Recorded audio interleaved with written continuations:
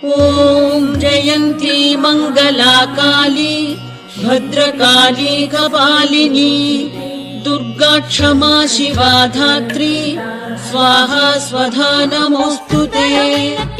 जय त्वं देवी चामुण्डे जय भूतार्तिहारिणी जय सर्वगते देवी कालरात्रि नमोऽस्तुते।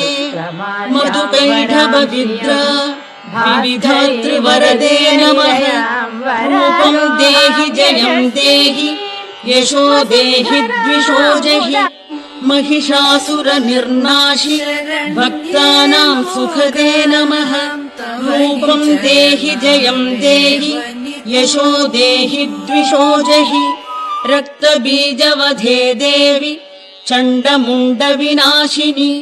रूपं देहि जयं देहि यशो देहि द्विषो